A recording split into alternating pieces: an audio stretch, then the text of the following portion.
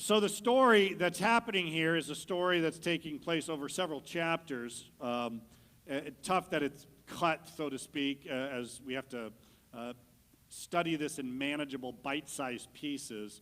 But this just continues the story of the beggar, the crippled man who had been crippled since birth and had no use of his legs. He had spent his days, months, years begging at the temple, just essentially living off of the only social system. There was no Social Security. You relied upon the generosity of churchgoers. And it was drilled into them, much like it's drilled into us, that giving is an important part of the life that we live, especially for those who are unable to care for and take care of themselves. So this is why Jesus talks about the outcast. This is the reason why in the Old Testament God says, I am the God of the widows and the orphans. These are people who have no ability to take care of themselves, especially back in that system. Again, today, there's a lot more services that are available. We have the opportunity to use some of the money that is collected in our taxes in order to provide for people who may not have anything else. But for them, there was nothing. You had to trust and hope and pray that everything was going to go well. So this man receives this incredible gift, the gift of the use of his legs. And in doing so, this would be tantamount to him finding a job. This would be tantamount to him re-entering into society so that he could actually talk and integrate into people's lives. This is him being able to go back to church finally for the first time in his entire life. Yes, we have been inconvenienced ourselves by having to stay away from church for several months, and some people are still staying at home, and we're like, well, it's really hard for us. For this guy, he had the hardest time because he could not enter at all. Peter comes along and heals him, and you would think this is going to be good news.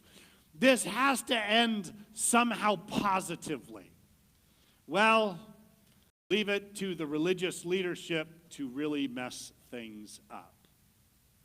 The problem is that just weeks earlier, there was another person who was causing all sorts of problems, and they finally figured out a way to get rid of him. The sentence of crucifixion was thrown at him. He was then hung on a cross, and by the time the people who figured out what was going on, the people who were sympathetic, the people who followed Jesus, the people who had been touched by him and loved by him, by the time they finally figured out what was going on, it was already too late. Jesus was on the cross. He was bleeding. He was sighing. He was dying. And for the religious establishment, how wonderful this was. Finally, we've gotten that particular problem taken care of. And it was true. It was expedient for this one man to die so that society and people could live. Little did they know that God was establishing a movement. And in this movement, the whole world will be changed, be turned upside down. And it comes because Peter and John, thrown into the situation, had the Holy Spirit with them. And with that came this incredible boldness, this incredible courage. They were filled with such compassion, and they constantly referred back to who Jesus was and the acts that Jesus accomplished. I know that right now in our lives we're seeing some pretty serious upheavals. It would be ridiculous to put our head in the sand and say nothing's going on. If you're like me, chances are you have slowed down your consumption of media in all of its forms just because some of the stuff that's happening is overwhelming. And with those changes, then hopefully should come guidelines.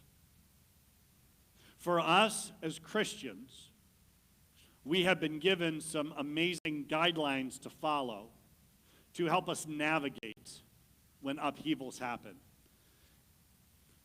It's interesting when I've preached texts like this, it's sometimes hard for me to convince people that big things are taking place. For the most of our lives, yeah, maybe a big event might happen to us individually, the birth of a child, the death of a parent, the loss of a job, the winning of the lottery. I'm still waiting for that one. Upheavals happen in our own lives, but very rarely do we have a collective upheaval. And that is right now is a collective upheaval. And I think we can, as we understand a whole lot more, understand